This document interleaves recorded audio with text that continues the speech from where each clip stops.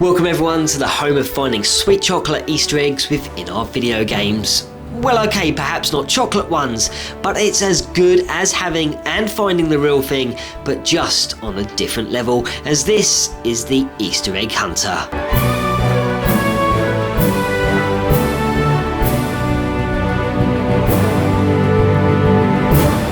This time on the Easter Egg Hunter, we are heading back to Rockstar's giant franchise of GTA to cover and inspect San Andreas, which was completed and released by Rockstar North between 2004 and 2005. And this time the GTA world visits the state of San Andreas, where we roam the cities of San Fierro, Las Venturas and Los Santos, which of course are based on the real life cities of San Francisco, Las Vegas and Los Angeles. And this time we take control of Carl Johnson, who is returning home to bury his mother, who has just been murdered. And if things couldn't get any worse, the cops have framed him for homicide, his friends are all out of control and his family has completely fallen apart. And it's your job to help him deal with all of those situations as we cover this epic third-person action adventure. And speaking of adventures, as this title holds one of the biggest catalogue of secrets and Easter eggs known to us gamers, and I've picked out some of my personal favourites and some of the most notorious ones that the game has to offer.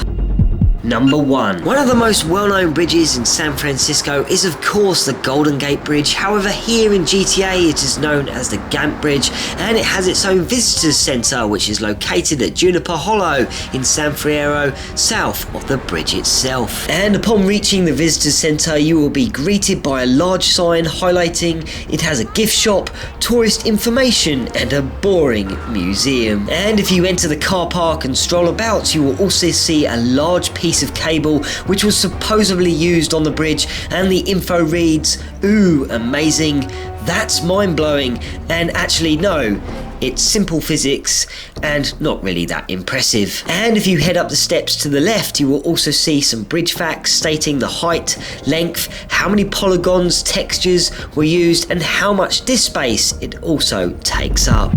Number 2. Next, if you head to the area of Hashbury located at the south end of the city San Fierro, you will come across a shop called the Hippie Shopper, which is actually shouting out to the independent convenience shop located here in the United Kingdom, which of course are called the Happy Shopper. However, if you head to the right of the shop, you will see a small park which is tiered into 3 different sections containing tablets filled with names and gravestones which all have rest in peace opposition written upon them, supposedly in reference to True Crime and Driver, which is then followed by 1997 to 2004, which covers the length of GTA's reign so far.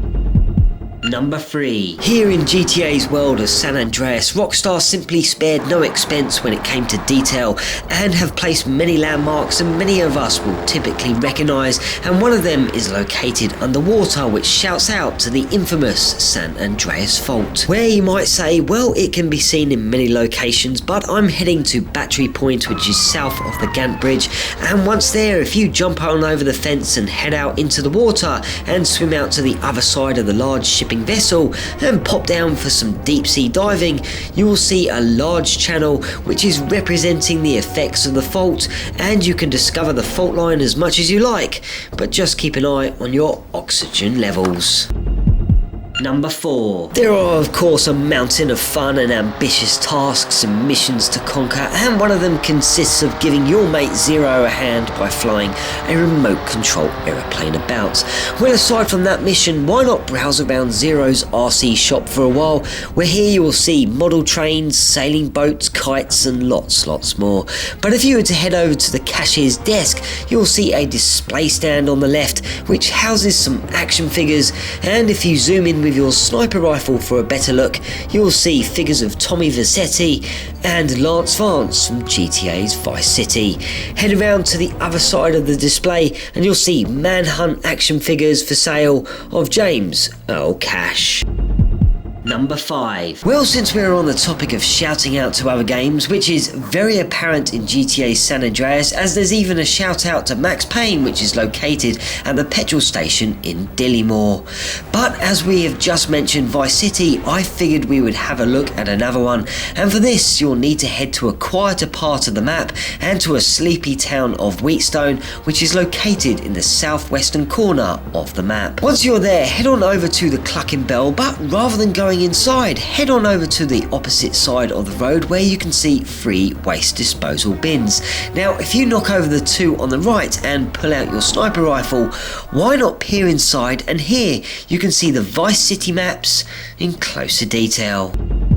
Number 6. This next part shows off 2 of my favourite and simple Easter eggs, which are also easy to witness and spot and just simply require you looking up at the sky at night time. And for a better view, why not head to the top of a house or tall building, and if you face in an easterly direction and peer up at that night sky, you will see an arrangement of stars and a constellation representing the letter R, which of course represents the Rockstar logo. And as around midnight, if you face in a southerly direction, the moon will begin to appear, so why not, as you do, take out your sniper rifle and shoot the moon. And now this will increase and decrease the size of that beautiful cratered moon to your liking.